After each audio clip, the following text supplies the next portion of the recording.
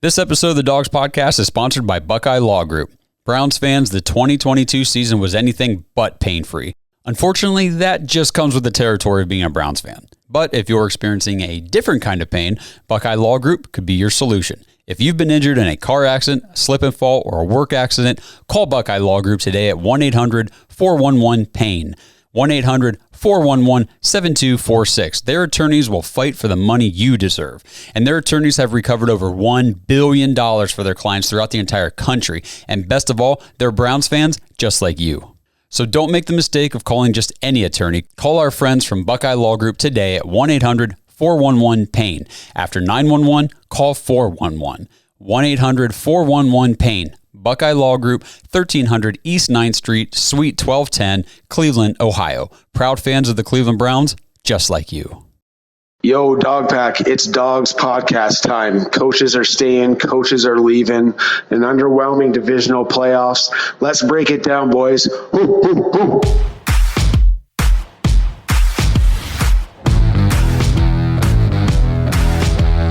Welcome to the Dawgs podcast with your hosts, Blake Reneker, Justin Charles, John Nye, and Josh All. What's up, Browns fans? Welcome back to another episode of the Dawgs podcast presented by DraftKings Sportsbooks. Make sure you guys get your bets in for the AFC and NFC championship games this weekend. Please bet responsibly. We don't want to be the reason that your life falls apart. But if we're the reason why you guys made a lot of money, yes, throw a little bit our way. Yeah, join the Patreon or something. Yeah, remember us. If you want to get your intro on the show, head to thedogspodcast.com, tap leave voicemail in the drop-down menu. We like getting new intros. We like getting your guys' thoughts, whether it's on playoff football, something Browns related. You know, we're always open for voicemails, not just during the season. We're going to get into some playoff divisional talk. We're going to introduce the Mad Dog Awards. We're getting ready to come up on the third annual Mad Dog Awards, which is everybody's favorite time of the year. You know, it's award season. You got the Academy Awards, the Mad Dogs. They're pretty much on the same level. We're going to talk about Josh Allen, Joe Burrow. Got a lot of fun stuff to get into today. But before we do, I want to remind you to check us out on Facebook, Instagram, Twitter, and TikTok. If you're watching on YouTube, please like and subscribe. Make sure you tap the notification bell so you never miss a new episode. If you prefer to just listen to the podcast, you can find us on Apple, Spotify, and Google. Lastly, if you're looking for more Dawgs content, head to jointhedawgs.com. Become an official Dawg Pack member on the Patreon page. We offer a lot of cool stuff on there. You get an extra episode every week, which isn't always about football. We always put a post out on the Patreon, and you guys get to decide what that episode's about. We've had Patreon members come on to the After Hours show, and they host it. You get access to the private Discord during football season. We do fantasy leagues. We give away Dawg Pack Member of the Month merch every month. So it's a good time for everybody. You get to hang out with us more. You get to meet Browns fans from all over the world. So if you're looking for more content, you need something to get you through the offseason, jointhedawgs.com, become an official Dawg Pack member. So, like I mentioned in the opening, it's award season. We're coming up on the third annual Dawg Pack or Mad Dog Awards. Mad Dog Awards. Dawg Pack, Mad Dog. We talk about dogs all day. And I feel like if you ask the Browns what's more important to them, like playoff wins, Super Bowls, Division MVPs, titles. Division titles, they would almost unanimously say, I want to win a Mad Dog Award this year. That's right. We've heard that from some big names, yeah. So you're gonna. The way this works, if you're new to the show, basically you can go to the link that will be provided. It's also thedogspodcast.com/vote. Okay. But also check the description in this video if you can't remember that part. We'll make it as easy as possible for you. And they're all on there, and you vote. And then in 2 weeks, when we close voting and we record the episode, we will announce the winners and give everybody their prize. And by their prize, I mean play the cool clap button that plays fake clapping over the episode, and we all cheer for the guy. So it's a good time for everybody. It's a good way to get you guys all involved. And we like to just kind of recognize Browns players who did cool stuff this year. Doesn't the awards sound like real recognize real. Nice. There it is. We didn't even plan that, guys. That's how we're running like such a well-oiled machine over here. Well, I was like, I know I have this sound somewhere. So we're going to go ahead here and give you guys what the categories are and who the nominees are. The first is the Young Pup Award, which is the Rookie of the Year. The nominees are wide receiver David Bell. He had 24 catches, 214 yards, and 0 touchdowns, so hopefully he doesn't win. Cornerback Martin Emerson Jr., 63 tackles, 15 pass defense, 1 sack, 1 tackle for loss, 0 picks. Kicker Cade York, 24-32 on field goals made, 75% field goal percentage, along of 58 yards. Week 1 to give us the W over Carolina. 35-37 on extra points, which is 94.6, and I believe he was all rookie kicker. Yeah. So, I know we were all frustrated with him at times this year, but for a rookie kicker, he had a pretty good year. Defensive end Alex Wright, 28 tackles, 5 pass defense, and 2 tackles for loss. And defensive tackle Perrion Winfrey, 22 tackles, 2 pass defense to half a sack, and 1 tackle for loss. He really kind of came on late. I have a feeling I know who's going to win this one, but. So the last 2 years we had 2 categories. It was the offensive and defensive rookies of the year, but this year there's no offensive rookies. There's no offensive, and it's like kind of struggling to fill out defensive candidates for this too. Well, so as the Browns roster gets better, which this is supposedly a better roster, rookies are going to have less and less of a impact. So that's just kind of normal. But yeah, so that Young Pup Award, we'll throw it over here to Justin. All right, I have the Air Bud Golden Receiver, who is the Best Pass Catcher of the Year award. Nominees are Amari Cooper, 78 catches on 132 targets for 1,160 yards and 9 touchdowns. Donovan Peoples-Jones, 61 catches on 96 targets for 839 yards and 3 touchdowns. And then, of course, the Chief, 58 catches on 80 targets for 628 yards and 4 touchdowns. I feel like that category, there's usually a clear number 1 winner. And this year there is, but I would say, of all the years we've done this, though, this is the closest there is. Yeah. I feel like you could make an argument for either one for collusion. For all of them. So yes, that's exciting. Yep. Okay, so third category would be the Guard Dog Award. This is the best lineman, and I will save the absolute loser for last. So we've got left guard Joel Bitonio, played 1,172 snaps, allowed only 1 sack, 20 pressures, and committed just 4 penalties. Center Ethan Posick, 819 snaps, allowed 2 sacks, 10 pressures, 1 penalty. Wyatt Teller at right guard played 927 snaps. He gave up 4 sacks, 26 pressures, and committed 6 penalties. Right tackle Jack Conklin, 913 snaps, 2 sacks, allowed 13 pressures, and he committed 10 penalties. And the clear loser, LT, left tackle Jedrick Wills, 1,152 snaps, gave up 6 sacks, 41 pressures, more than or almost double the next highest, and committed a lovely 10 penalties. I think we probably remember them all. 41 pressures, man. When I was putting the stats in here, I'm like, wow, he sucked this year. It's almost 3 times. What a pleasure to be nominated for a Mad Dog Award. I mean, good for you guys. He's only in here so people can see the stats. That's rough. Yeah. So then we're going to have the Homeward Bound Comeback Player of the Year Award. Quarterback Deshaun Watson, 1,102 yards, 7 touchdowns, 5 interceptions. 58.2% completion percentage, a 79.1 rating, a 38.6 QBR, 175 rushing yards, and a touchdown. QB Jacoby Brissett, 2,608 yards, 12 touchdowns, 6 interceptions, 64% completion percentage, an 88.9 rating, a 59.7 QBR, 243 rushing yards, and 2 touchdowns. D tackle Taven Bryant, 26 tackles, 3 sacks, 2 tackles for loss, and 1 pass defense. Linebacker Deion Jones, who we acquired midseason, 44 tackles, 2.5 sacks, 1 forced fumble, 6 tackles for loss, 3 pass defense, and 1 interception. And linebacker Tony Fields, 48 tackles, 1 forced fumble, 1 fumble recovery, 1 tackle for loss, 1 pass defense, 1 interception, and 1 touchdown. I actually think there's some decent options in there. Mm-hmm. There's some players who had some maybe not all-star type years, but compared to what they had been doing, like pretty good seasons. Yeah.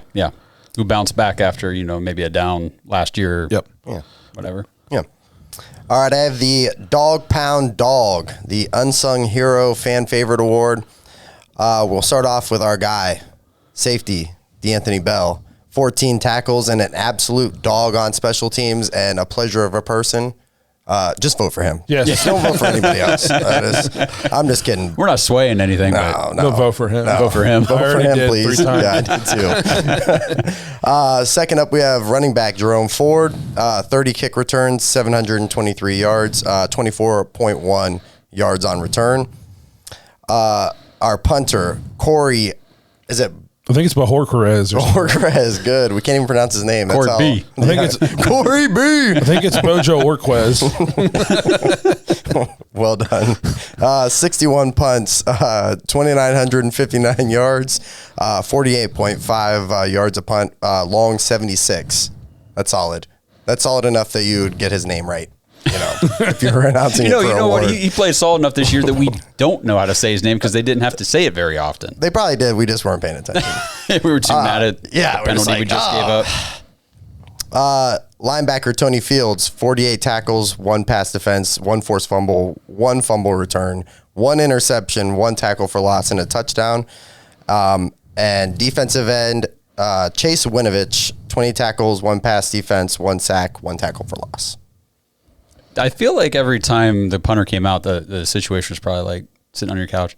Damn it, Wills! Yeah. Another one? You got to be kidding me! I can't believe we didn't. Wait, what was the convert punter's on name? Whatever. 3rd and 16. We had this is the first year. This will be the first time the award has gone to somebody other than Dearness Johnson. Very true. The first 2 years, yeah. First 2 years he was a Back-to-back winner. Yep. Yeah.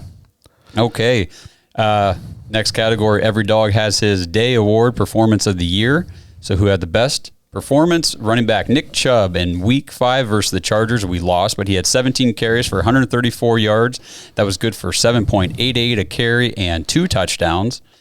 Week 3 versus the Steelers in a victory, tight end David Njoku caught 9 of 10 targets for 89 yards and a touchdown. Wide receiver Amari Cooper caught 8 of 12 for 113 yards and 2 touchdowns. Week 11 versus the Bills. We lost. Quarterback Jacoby Brissett, 28 of 41 for 324 yards, 3 touchdowns, no picks. Again, that was week 11 at the Bills, and we lost. It happened quite a bit this year, but cornerback Martin Emerson Jr., he had 4 tackles, 4 pass defense, and a complete lockdown on Mike Evans in week 12 versus the Buccaneers, which was a win. And we've got safety Grant Delpit, 7 tackles, 2 picks, 2 pass defense, week 17 at the Commanders, a game we won. So I know like Chubb and Njoku and Cooper, they had some good games. Man, to me, this is down between Emerson or Delpit. Yeah.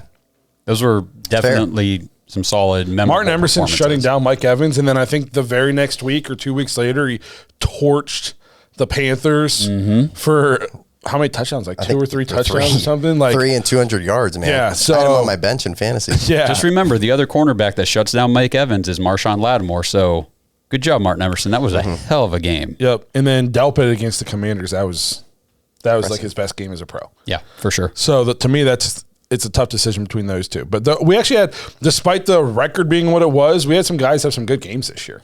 Yeah. That Njoku game against the Steelers in week 3, me and Justin were there. He was unguardable. Yep. He was open the whole game. It was I thought his best game as a pro. So then we have the dog trick play of the year. We got Cade York's 58-yard field goal to beat the Panthers in week 1. Nick Chubb's 4 missed tackles on his 41-yard TD run against the Chargers in week 5. David Njoku's one-handed TD catch to tie the game against the Bucs in week 12. I mean, that's the clear winner. Or Denzel Ward's fumble recovery for a TD against the Texans in week 13. It's easily either Cade York or David Njoku. That David Njoku one at the time we thought potentially saved the season. Still gave us a chance to the playoffs. His post-game interview about it. Yeah, that was awesome. To me, that's the easy winner. But, whatever you guys want. Okay. I have offensive top dog, the offensive player of the year award. We have wide receiver Amari Cooper. We hit this earlier, but 78 catches for 1,160 yards and 9 touchdowns. Running back Nick Chubb, 1,525 yards, 12 touchdowns, 27 receptions, 239 yards and a touchdown.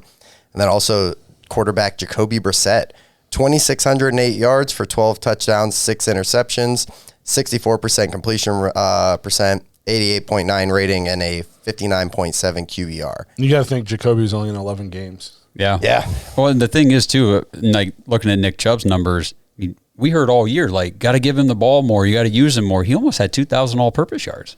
Well, crazy. And he is the most carries he's ever had. No, the people who are like, there's more to it. You can't just give the ball to Nick Chubb 20 times. Correct. If that was the case, we would just start every game with 20 Nick Chubb handoffs in a row, and the other team would leave. We can't come back from this. That was his 20th carry. Yeah. So, all right. Next, we got defensive top dog, defensive player of the year award. We've got defensive end Myles Garrett. He had 16 sacks, 60 tackles, 18 tackles for loss, and 2 forced fumbles. Cornerback Denzel Ward, 3 picks, 15 pass defense, 53 tackles, 1 tackle for loss, and 2 touchdowns.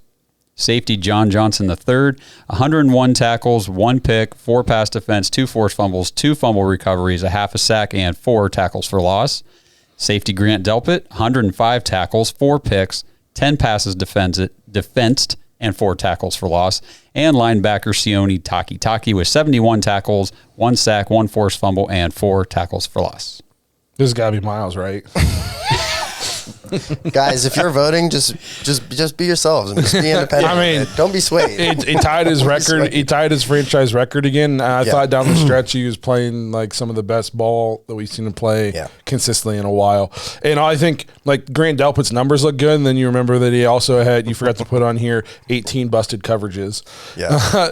John Johnson had 101 tackles. Imagine how many more he'd have if he tried. You know what I mean? So I'm just kidding. Like, I think some of that's overblown, but you know what I mean? That's pretty good, though. I mean, it's fair. So to me, I mean, that's Myles. And then best in show, so team MVP, Nick Chubb, 1,525 yards, 12 touchdowns, 27 receptions, 239 yards, and a touchdown. Mark Cooper had 78 catches on 132 targets for 1,160 in yards and 9 touchdowns. Both of those are near the top in his career highs, actually. And he played 11 games with a backup and 6 games with a rusty quarterback. So good trade for Andrew Berry. DN Myles Garrett, 16 tackles, 16 sacks, 60 tackles, 18 for a loss, and 2 forced fumbles. Denzel Ward, 13 interceptions, 15 pass defense, 53 tackles, 1 tackle for a loss, 2 touchdowns. And Grant Delpit, we have 105 tackles, 4 interceptions, 10 pass defense, and 4 tackles for loss. I think you saw at times like what Grant Delpit can be. For sure. Right. That's fair. And if we had get a decent coordinator in there, which we did, hopefully. I believe we did. Yes. Yeah. So it's hard to say anything for sure. Yeah. I want to go back to, you said, who was it? Denzel Ward had 13 interceptions. We did not do that well. No, I must have read that wrong. Yeah, that was the parenthesis. It was 3 interceptions. You mean that really curvy one there? You should have said like that wasn't. He did not have 13. No, it's fine, man. But those are the awards categories and all the nominations. Congratulations to all the nominees except for Jed Wills. Yeah, you weren't really nominated. Man, no wonder it's tough to get Browns players on this show. We're just being stupid. No, we just call it like it is. He played absolute ass this year. 2 of the 3 of us don't get much sleep. We have. Well, I guess these kids aren't that young anymore. They're just kind of evil. Yeah, it's bad now. But no. So congrats to all the nominees. Those are the awards. We will do the Mad Dogs, the episode before the Super Bowl. So you got 2 weeks to get your votes in. Please vote. Share the link. Have your friends vote. Even if they don't listen to the show, have them vote and then tell them to listen to the show. Right. But the more votes, the better. It's kind of sucks to be like the winner of the Rookie of the Year award with 6 votes. That's where we stopped. You know? I think the first year we didn't even do votes. Like we were just like with 34% of the total vote. Yeah. It was like 4 votes. Like the first year was rough. It was tough. Last year we had a decent amount of votes. We did. We had a lot last year. Let's continue that. So please vote and tell all your friends to vote. It makes it more fun. The more participation we get. Yeah, share the link, everything, because it'll be posted on socials. So just absolutely. Yeah. So again, we appreciate your guys' participation. You make the show more fun. This episode is brought to you by DraftKings Sportsbook. 4 NFL teams, 2 conference championship games, and only a few more shots to win big on the playoffs with DraftKings Sportsbook, an official sports betting partner of the NFL. Counting down to Super Bowl 57, new customers can bet just $5 and get $200 in free bets instantly. If you're not a new customer, you can still feel the conference championship thrills with stepped-up same-game parlays. Take your shot at an even bigger NFL payout and boost your winnings with each leg you add up to 100%. Which games, which players are you guys looking at this week? Man, I'm keeping an eye on some first touchdown scores because those are your biggest payouts for your low-dollar bets. So I'm looking at maybe either Travis Kelce or Jamar Chase to score first in that Bengals-Chiefs game. I haven't decided yet. And then when we look at that Niners-Eagles, I'm looking at either Christian McCaffrey or A.J. Brown. I haven't made my decision yet, but that's what I'm keeping an eye on. Pretty good odds there. What do you think, Justin? I like Jalen Hurts and Dallas Goedert in the Philly game. Okay. And then the other one, I mean, obviously, which Cincinnati offensive player do you want to pick? I'll say T. Higgins. All right, well, a lot of weapons to pick from there, but go download DraftKings Sportsbook app now. Use code TPPN. New customers can bet $5 in the conference championships. Get 200 in free bets instantly. Only at DraftKings Sportsbook using the code TPPN. Minimum age and eligibility restrictions apply. See show notes for details. Today's show is sponsored by BetterHelp. Whatever is going on in your life, BetterHelp could be a great option for you. BetterHelp is convenient, flexible, affordable therapy that's custom built for you. And best of all, it's 100% online, so you don't have to leave the comfort of your home. And finding the right person is just as easy. Just fill out a short questionnaire, and it'll match you with a licensed therapist. And you can switch therapists at any time, for any reason, at no additional charge. Look, we all have stuff we're carrying around. And finding someone that you can just talk to, a professional to just talk through it, it really, truly helps. If you want to live a more empowered life, therapy can get you there. Visit betterhelp.com/dogs, DAWGS, today for 10% off your first month. That's BetterHelp, HELP.com/dogs. Now we're going to move into some divisional playoff talk. Games. I guess that Niners-Cowboys game was good. Closer than... I originally thought the Niners might roll them a little bit, and then I remembered that the Cowboys do have a very good defense. Yes. And the Niners are starting a rookie quarterback who I think is the future. Maybe we'll talk about that. But were you surprised to see, to me, the surprise of the week was how bad the Eagles beat the Giants.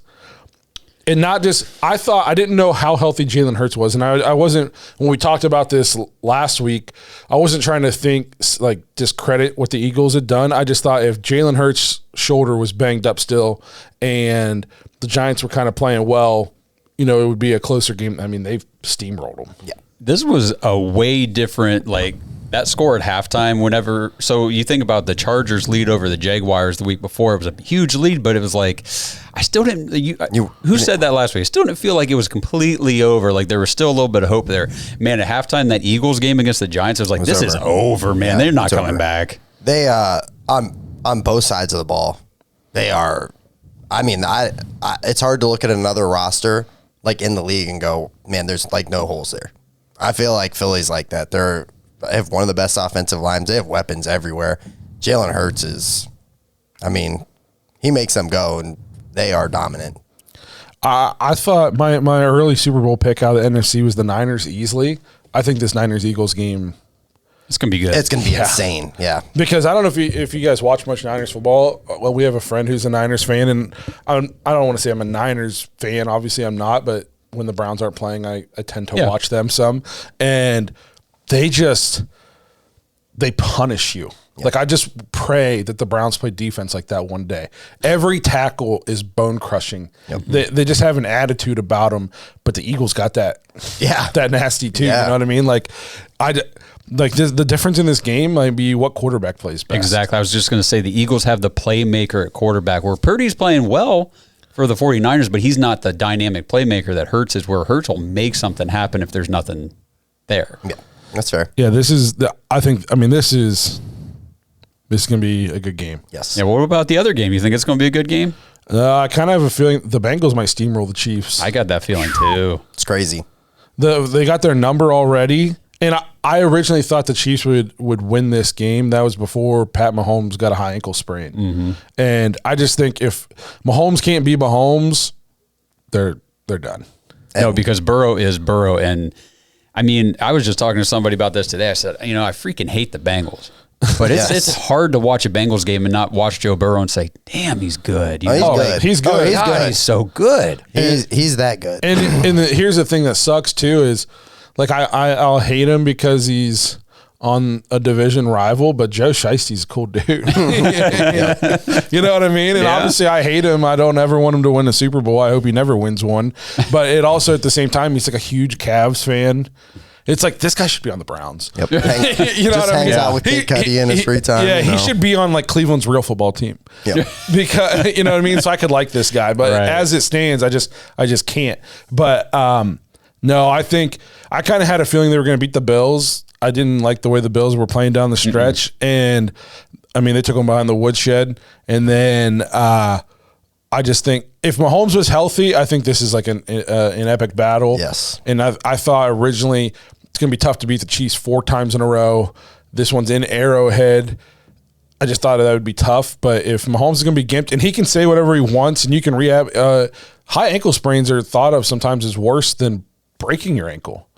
You see it hold guys out for 5-6 weeks at a time, and then they're not the same when they come back. Yes. Yep. So to play on that the very next week, he's not going to be good. And part of what makes Mahomes so great is his like backyard football abilities. You saw that like the first part of that game before he hurt himself. He was making some throws. Did you see that one throw where he like squatted down and just kind of threw its sidearm around the guy, and then he just stood there with his arm out, like watched it go? It's nasty.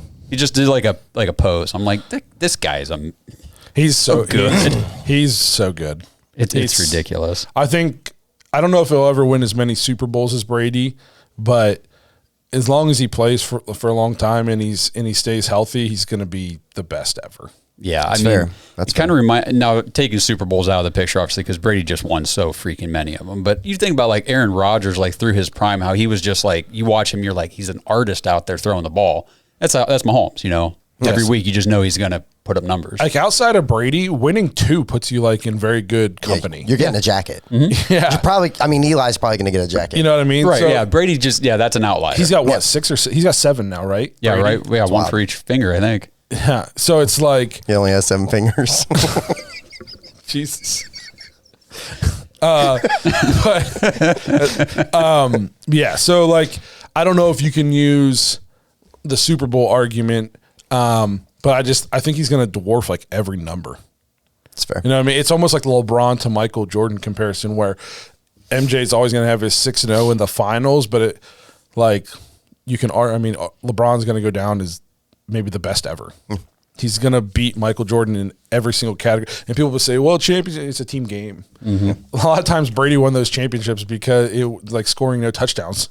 Well, they shouldn't have beat the Seahawks that one. you know what I mean? Right. So, but yeah, I just think Mahomes is going to be special. And Joe Burrow is right up there. I am interested to see, though, if they give Joe Burrow crazy money and they can't roll out T. Higgins, Boyd, Mixon, Hurst, Jamar Chase. Joe Burrow, so far in his career, the 1 year he played not with the best players, skill positions, he was blah. His first year at LSU. And then he played with Jamar Chase. Did he have Jefferson too? Yeah. Pretty decent. You know what I mean? And he had Clyde Edwards-Helaire. You know what I mean? So like, I know he played in the SEC, but even all the talent they had, that's one of the most talented teams in football history. Mm-hmm. And now he comes to the Bengals and he's got Chase, Higgins. I mean, he's got the best wide receiver corps in the NFL. And he's never had to be like the guy who's elevating a Donovan Peoples-Jones. You know what I mean? And I think he's really, really good, but I'm just interested to see if they give him a big bag and they have to let a couple of these guys walk, what happens. That's fair. I think, too, as good as Joe Burrow is and as great as they've been, I don't think anybody's talking about Cincinnati's defense. Their defense is playing lights out. Yep. I mean, literally. So last year we said they kind of cakewalked in, right? They were like, it's kind of late schedule in the Super Bowl. No, but Baltimore, I know they didn't have Lamar, but their defense is nasty, and their defense won them that. Cincy's defense won them that game, basically. Well, and I think they're on a 9-game win streak now, and they played. Last year they played a 4th place schedule or a 3rd place schedule. I'm pretty sure because the Ravens finished 4th last year, in case any Ravens fans forgot. But this year they played a first place schedule, and they started a little slow, and we thought maybe Super Bowl hangover, and then they just turned it on and haven't lost since. Before they played us the first time, they hadn't given up a second half touchdown. That's wild. Wow. We were the first team to score a second half touchdown on them the first time we played them this year. Their defense, the problem is their defense doesn't have any like huge stars. No. But they're just solid everywhere. And they've lost a lot of guys too. And it's next man up. Yeah. And they're still very, very good. We It's going to kinda- be a great game. We kind of, give Zach Taylor some shit sometimes, but maybe he's better than what we think. Well, their offense helps that defense a lot because, if you can go down and score real quick a couple times, now all of a sudden you kind of neutralize one side, one thing that the other team wants to do on offense. Make it one-dimensional. One-dimensional, yeah. Even when they got up early, I was like, oh, man, I mean, Buffalo's still very dangerous, and I could tell, I just felt like, the way they're shutting people off, Diggs was a non-factor in the game. I think if DeMar Hamlin thing doesn't happen, I think the Bengals do this to the Bills twice. They went right down the field That's on them fair. the first time, too. Yeah. Like Swiss cheese. Josh Allen has not looked exactly the same as he did before that little elbow injury of his earlier. You remember that? Yeah. Yes. That was maybe a month and a half ago or something where that happened, and then it was questionable like 2 if he weeks was going to before play. the Cleveland game. Yeah. So I think that was week 11 or 12 or Well, so we'll segue this then. Has Dayball leaving affected Josh Allen, or is his elbow affecting Josh Allen? Well, what was it? How was he turning the ball over before the elbow? Because I saw his rookie year, I remember him being a little loose. Yeah, but what about And then he this tightened year? it up the next 2 years a lot. I know he was playing pretty out of his mind early in the year. Yeah. And I bet you if you look at his stat line, even we could say, oh, it was a disappointing year, I guess, for Josh Allen. I bet you his stat line is outrageous. do we know what week he hurt his elbow? He had 4,200. He had 4,283 yards, 35 touchdowns, 14 interceptions, and a 71 QBR. Yeah. And people are going, Give me that all Josh day. Allen's done. He's done. He's looking a little rough. He's done. We don't know. Do we know for sure what week he got hurt? I can look it up. We'd have to look it up. It was the Jets game. They played the Jets. Oh, that's right. Yep. Okay. So before the Jets game, let's see here, 19 of 31 for 254, 3 touchdowns and a pick. 15 of 26, 172 yards, 2 touchdowns, 2 picks. Miami, 25 of 40, 304 yards, 4 touchdowns and no picks. So through 3 weeks, he had 9 touchdowns to only 3 interceptions and had thrown for almost 700 some yards. And then against the Jets, 16 of 27, 147 yards, 1 touchdown, no interceptions. That's the game he hurt the elbow. Also, the Jets have great corners. A fantastic defense. You know what I mean? Yeah. And then since then, you see his completion percentage 57, 52, 52, 50. I mean, it's hard to tell. If the elbow injury didn't happen, to be a lot easier to tell. Now, we didn't give Baker Mayfield any slack last year for playing hurt. We said if you're out there, you got to play well. I would say that Josh Allen's not playing well is 7th in the league in passing, tied for 2nd in touchdowns, and tied for 2nd in total QBR. And Baker Mayfield's not playing well with an injury, was worst quarterback in the league. But the other thing that Josh Allen led the league in this year was turnovers, which is something that I saw on Twitter here. They were talking about Brian Daboll and how before this season, Daniel Jones led the NFL his whole career with 65 interceptions and fumbles prior to this year. And then this year, 3, right? 5, only 5 picks. Daniel Jones. I mean, 5 picks, and then he only fumbled twice. Right. And lost 1. Correct. And Josh Allen led the entire league in total turnovers this year. So Daboll leaving, and then you just think about that. You take a turnover-prone guy like Josh Allen early in his career, it was terrible. This guy kind of coaches that out of him. Then he leaves. All of a sudden, this guy's doing turnovers again. He goes and coaches the other quarterback who's ridiculous with turnovers, and he quits turning the ball over. And Josh Allen starts turning it over again. Exactly. And I know his elbow might have been hurting a little bit, but like we said, with a bad shoulder didn't make Baker Mayfield not see the defender. A bad elbow didn't make Josh Allen not see it. Now, maybe he doesn't. Maybe he's making throws that healthy, he'd fit it into that window, and who knows. But I think there's something to be said about Daniel Jones coming way down in turnovers in as soon as he gets with Dayball, and as soon as he leaves Dayball, his turnovers spike back up. That's a bigger indicator of the Dayball effect because Daniel Jones was trash before this year. I mean, we pretty much were like, well, he's done in New York. He's probably going to maybe be a backup. Like, he's going to fizzle out. If he's lucky. If he's lucky. Now, all of a sudden, this year, it's like, oh, shoot. He made a huge now they're going to bring him back. And Today's episode is sponsored by OMAHA Steaks. Kick off 2023 the right way and stock up on the best tasting meats you can get with OMAHA Steaks. Right now, you can get up to 55% off the most delicious foods OMAHA Steaks has to offer, like the legendary Butcher's Cut Filet Mignon, air-chilled boneless chicken, ultra-juicy burgers, and even easy-to-prepare comfort meals that are ready in a flash. Best yet, when you use code DAWGS, D-A-W-G-S, at checkout, you'll get an extra $30 off your order. Even the savings are the most delicious you can find. We're an Omaha Steaks household myself. The freezer is always stocked full. We're headed into the cold, dreary months of the year, so right now is the best time to load up your freezer and make the dinner decision an easy one for you and your family. Order your favorites a la carte or select from Omaha's pre-sorted package specials and try some of everything. Whatever you do, make sure you grab the caramel apple tartlets for dessert. They are absolutely awesome. So head to omahasteaks.com right now. Take advantage of up to 55% off the best meats you can get. Use promo code DAWGS, D-A-W-G-S at checkout and get that extra $30 off your order. That's omahasteaks.com, promo code DAWGS. Happy eating, everybody. Then that brings us to our next point then. Joe Burrow, Josh Allen, you're hearing a lot of this now. It's kind of been thought of last year and coming into this year, like the rival, and the only thing close to Mahomes was Josh Allen. Hopefully you couldn't hear that.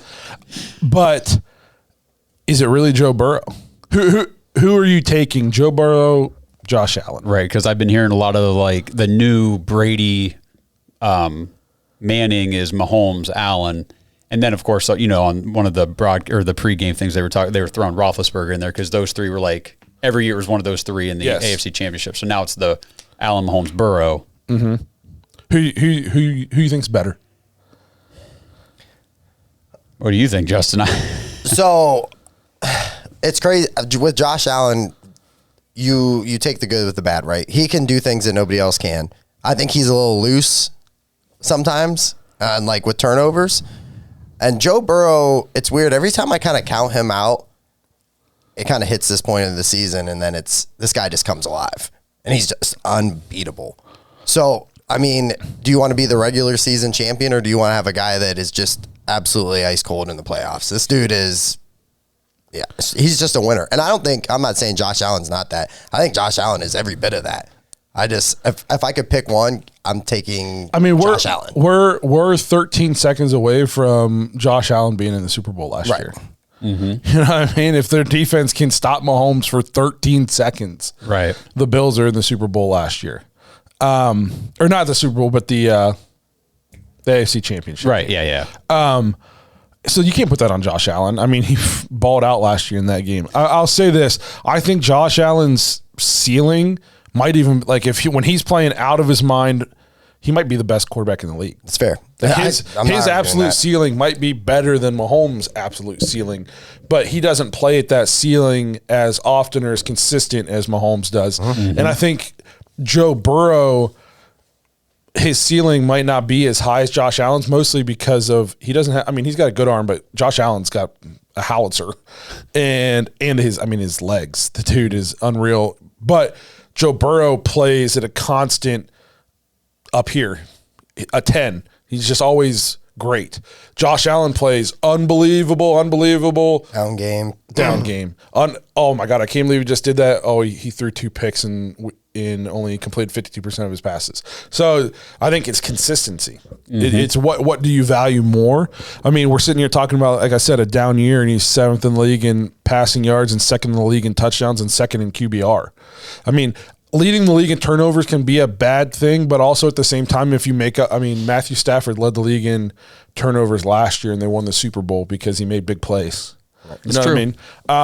I don't know. I think it just depends on what you want. Again, Josh Allen has Diggs, and McKenzie and Davis are nice, but Josh Allen's making them. You know what I mean? Joe Burrow doesn't have to make any of his receivers. T. Higgins would be a 1 on almost every team. Sure. You know, Jamar Chase is a top 4-3 receiver in the league. their number 3 would be a 2 on most teams. So T. Higgins would be the 2 on Buffalo only because Stephon Diggs is there. So it's just I think Joe Burrow has better weapons. Also has more of a run game. They don't run the ball at all. Yeah. It's all on Josh Allen. That's true. And for me, I'm just wondering, so we're talking about Josh Allen, like, he was 13 seconds away from the AFC Championship game, all that stuff, but how many more seasons, say this happens again next year and they don't make it to the championship game, or they just fizzle out and they don't, whatever, they get real close but just get knocked out of the playoffs again. Like, how many years in a row until people start to say, Allen can't get him over that threshold? You know what I mean, in the playoffs? Because you get some of these quarterbacks that kind of get that, that stigma around them. They just can't get their team to that next level. Jim Kelly. I mean, Dan Marino only ever went to 1 Super Bowl. Well, what if Josh Allen doesn't ever get the Bills there?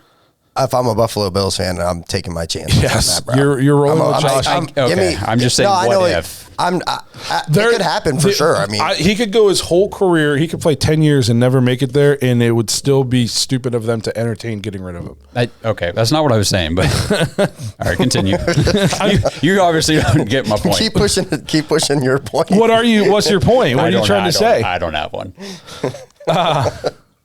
Yeah, he's because again, you made the argument he got him over the hump last year. He gave them the lead with 13 seconds to go.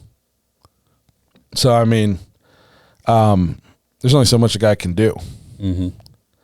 But no, I think it just depends on what you want. I think Bills fans will say, Josh Allen's better, and obviously Bengals fans are going to be screaming Joe Burrow. I think we're splitting hairs. Just depends on what you want. AFC's got a lot of good quarterbacks. Yes. Yep. Which is, if you go look at some of the quarterback play in the AFC, and then you see that's why the Browns did what they did.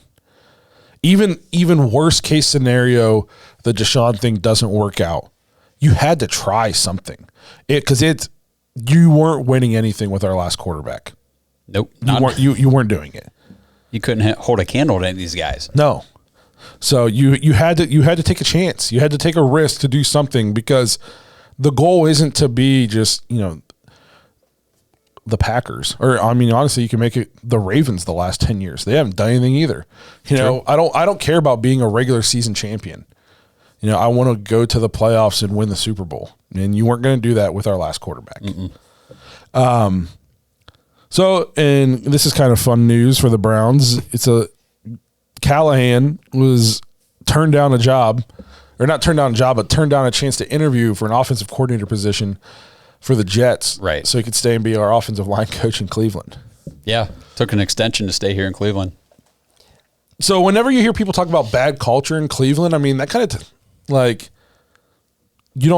why would he do that if the culture was bad here? If he thought there was no hope, or there was no shot, and this was, a black hole, why would he do that? Who would want to be just an offensive line coach if they could be an offensive coordinator? It's a good point. I mean, if he was getting an interview request from the Jets, I mean, odds are there was other teams that might have kicked the tires on him a little bit, Oh, for sure. But he just said, no, I'm just going to stay here and take the extension to be the O-line coach for the Browns. I mean, the Jets are kind of up and coming a little bit. They're quarterback away. That's all they're away. Yeah. I mean, if they land like a Derek Carr or something, they're going to be pretty good. Yes. Mm-hmm. So, no, I thought that was interesting.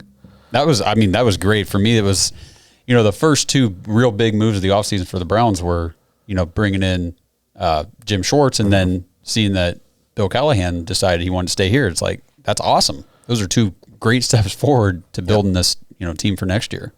Yeah, the Jim Schwartz thing is, we haven't spent a ton of time because we haven't all been together yet, but man, we haven't gotten Justin's take on Schwartz yet either. How excited are you? So here's my thing. I think the nervous Cleveland fan in me is like, God, I hope this works. God, this has to work, right? But as far as I think it came down to two guys. I think it was Flores and Schwartz. I love the fact that he's coached the team. He can run the defense. That's his. I honestly, I think Stefanski going in this year should have some hands on a little bit with everything, but Schwartz will handle that defense. And then we've talked about it. He's just kind of nasty. He's got a kind of an attitude about him, and everybody talks highly of him. But I'm super excited. A lot of people talking about wide nine and stuff like that for Myles Garrett, like how you can line up a gap out. But they say you have to have strong interior tackles. Yeah. So sight set on that right now. Yeah. Hopefully. Andrew Berry, get to work. Yes. I said I'm just super pumped they didn't try to outthink themselves. There's two, I think, candidates that were clearly above the rest. It's fair. Yeah. And they went with the one who I think you could probably keep longer term over. I think Flores would have been a one and done. He'd have been a head coach again. That's fair. I think you couldn't have lost either way. The one who probably wanted to, I mean, I'm not saying that Flores didn't want to be in Cleveland, but I think Jim Schwartz really did. You know, I think he genuinely wants to coach here. Yep. Yes. I mean, he's coming home technically. Yeah. Right. Yeah. So, no, I just don't think he's not going to put up with any bullshit. Like, you know, like we kind of saw the defense this year, like John Johnson kind of chirping at people like on Twitter and Denzel Ward doing, and I just think like, and Myles Garrett in press conferences calling out, and I just think Jim Schwartz just won't put up, like he's going to hold players accountable and he's just going to be like, you're going to do what I say or get on the bench. And like you said, he's not Greg Williams, but he's more on the Greg Williams spectrum. Oh, he's gritty. He's not quiet. I mean, he tried to fight Jim Harbaugh. Yeah, man, he's a little nasty. Yeah, but we need that. We need that so bad. How we've been saying we need to be tough for it feels like years now. Yes, our defense needs just to be a little tougher, a little attitude. Yes, this guy is bringing that. If Kevin Stefanski's going to be your head coach and he's going to be stoic and even keeled, I'm fine with that. That's his personality. That's fine. But then I think he needs to have a couple people around him that have a little bit of edge. Yeah. Because like I said, not everybody reacts the same way. You can't coach all 53 guys the same way. Right. They all respond differently to different coaching strategies. So you got to have a couple guys on your staff that can just get into some people and fire some people up. And so I can't wait. I think the defense, as long as Andrew Berry does his job and gets us a couple defensive tackles, defense should be super improved. Absolutely. But, well, before we get out of here, who's going to the Super Bowl? Who's going to the Super Bowl? Okay. Oh, God. Okay. I'm going to say. I think AFC's easy. I won't say easy. Maybe Mahomes will. It's a miracle. You can't ever count Mahomes out. I don't think. Yeah. Or Andy Reid. There you go. There it is. I mean, I just when I watch the Bengals, I just don't think they're that good. No, I actually somebody posted this on Twitter and I commented back and they said, "Why do the Bengals? How do people keep losing to the Bengals?" And I said, I ask this all the time. I said because I watch the Bengals play the Browns and that's pretty much it. And when they play us, they're not that good. Right. We've pretty much had their number for the last 4 years or so. And then I watch other teams play them. It's like stupid mistake. I mean, the Chiefs last year. Yeah. I could not believe the Chiefs lost to them. And I was like, just doing stupid things. And I'm like, it's like they catch every break. Every bounce goes their way. The Rams should have lost to them in the Super Bowl. If you remember, there were some calls that was like, otherwise the Bengals would have won that too. Yeah. You know what I mean? Like, go ahead, guys. No, you go ahead. It was weird because last year we were like, this is an opportunity that he probably won't ever get again in his life, And we honestly were like, well, hey, good for you, Cincinnati. You guys made it to one. Hey, that was your one. Uh-oh. No, so it's we meant first one. Yeah. I don't think we ever count them out. I think we just posed the question, will Joe Burrow make it back? Yeah, we did. Yeah. I don't think we ever said we were he just wouldn't make it back. Historically. It'd be hard. Yes. It's hard to. There's guys that play for 15 years don't even get there. Yes. Yeah. Or get to the playoffs. But Joe Thomas. I'm gonna go Bengals. Okay. And then my brain is saying Niners, but for some reason I just can't shake. Like my gut's saying Eagles, and I just can't shake that feeling. So I'm going to say Bengals, Eagles. I want to say Eagles, but I'm going to say Niners, and I'm going to say I just can't pick the Chiefs. It just doesn't. I feel like they were already 0-3 against Joe Burrow, and then now you're sending out a beat up Patrick Mahomes, and Chad Henne can't. Chad Henne's nice, but he can't win that game for him. No. So give me the Bengals, which that's unfortunate. Yep. Well, make it 3 for 3 on the Bengals from the AFC. I'm with you though, Justin. I think this might be the year the 49ers go get past that NFC Championship. You know how they fell short against Green Bay a couple years ago, and it just that defense. They're just playing like you said. They're playing different. They're just different. They're right fast now. to the ball. They're relentless. Yes. That is the. I mean, I'm excited to watch both these games, but that's the one I'm like. I can't wait. I already told the wife. Hang on a second. I need a couple. I said I'm 3 watching hour both block these here. games. I'm gonna need about 7 hours. And a lot of times I'll end up watching the game on my phone because the baby's running around, and then I was like, no, this week I'm watching these games. It's going on the big TV. Yes. So I can't wait. But all right, we're gonna go ahead and wrap this thing up. Remember, go on, vote for the Mad Dog Awards, share the links with your friends.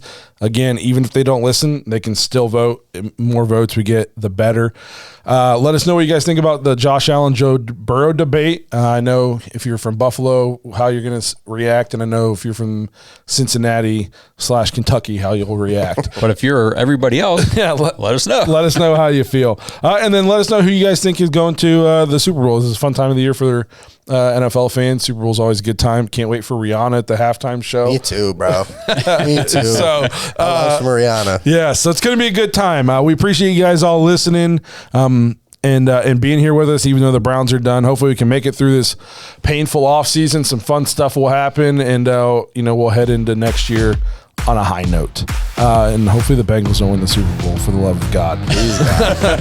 So, again, thank you guys for being here with us through thick and thin. We appreciate all your guys' support, and we will see you guys next week. Thanks for listening to another episode of the Dawgs Podcast. Make sure you subscribe on YouTube and follow us on Twitter at the Dawgs Podcast. Get your thoughts on the show at thedawgspodcast.com.